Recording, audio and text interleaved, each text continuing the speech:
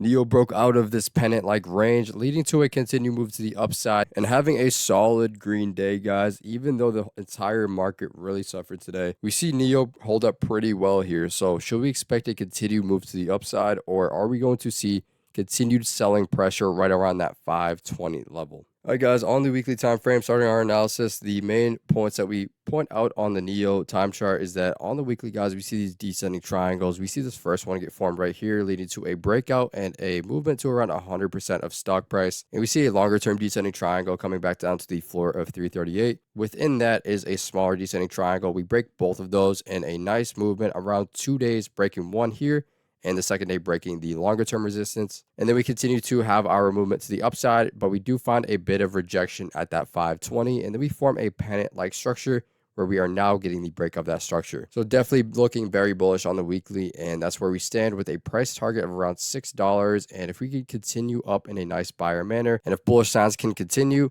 definitely could be looking at that high of 770, right where we found that start of this descending triangle. All right, guys, so leading up to this movement, this is where we see the smaller descending triangle within the larger descending triangle, right? We still have some volatility, but it calms down comparative to what we had in the larger descending triangle. And we see that price gets very tight as it comes down to the surface of 338. Once again, finding that support really holding up, bouncing between those levels, getting really tight with this resistance. Somebody has to win. That's where we see buyers find a short squeeze like effect, breaking that first, and then the second day we break that second long-term resistance, and then we kind of chop around that $4 psychological level. Sellers try to make their movement, they cannot. Buyers buy it right back up in an aggressive manner, and then we continue all the way to 520. So we see a bit of a pullback, but we hold at that support of 446, and we're chopping between this resistance and this newfound support level here. We get tight, then we see an obvious shift in momentum with this green wide bar, and the buyers really show us that they are stronger than the sellers within this movement, breaking through that resistance. This is the second time we really try to find that break, that first time being right here, guys, and then we do get that break. Continued movement to the upside of 520. That was that past kind of level that really held us up and brought us down, forming that pennant. Then we get a little bit higher at that 523 to be exact, but then we do kind of reject. But instead of pulling back in a hard, aggressive manner, we do stay up with the buyers, and today we do close in the favor of the buyers despite a very bear market. So great way to close, guys. Nio really shows us that they aren't getting pushed down this time by the sellers, and they are ready to get that movement out after breaking a pennant-like formation and continue to hold strong despite that type of selling pressure we saw at 520. So if we are looking at certain support zones, I mean, $5 would be a very obvious kind of support zone, given that that's a psychological level. Even if we made support out of that $5, got kind of tight in the zone, battle between $5 and 520, we would look for the move to the upside and then test that 540, guys, where that would be our next price target to hit. We see a top at that 540 trying to break that resistance, and that does not work. So that's why we have that as our kind of resistance marker. If we do break that 520, it's very likely that we retest that spot.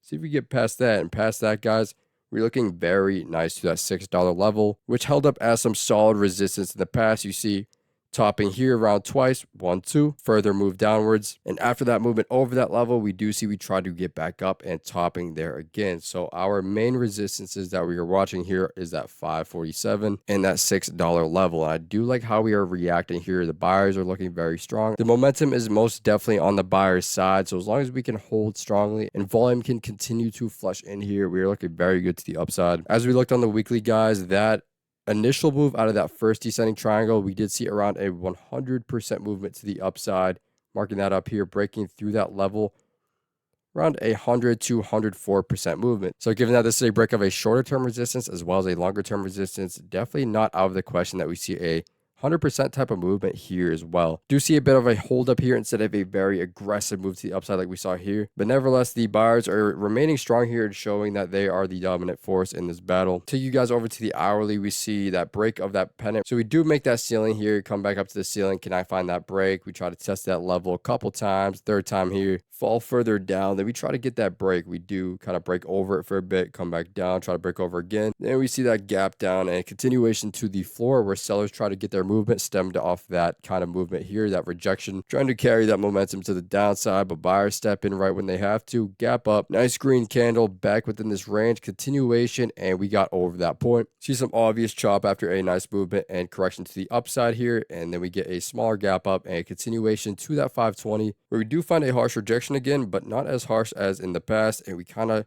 are trending around that 5-10 cent level. So think it's very, very probable that we do get a continuation and retest that point. Say we did reject, kind of making a double top formation, then you could be seeing a bit of a move to the downside. But as of right now, I think we look very good to break that level. Buyers have continued to show their strength, especially around this zone. And I think that given that we've broken some pretty major resistances, it is time that we see a continued move to the upside, especially since we did just break out of a pretty important pennant as well. So Neo is looking good here, guys. Our price targets stand as $5.40 for the short term and $6 for the medium term. And yeah, as long as buyers can keep winning these fights, guys, we stand long-term bullish on Neo. I think we're looking very good here. Let me know your price predictions in the comments below. And as always, guys, trade smart. I'll see you all in the next one.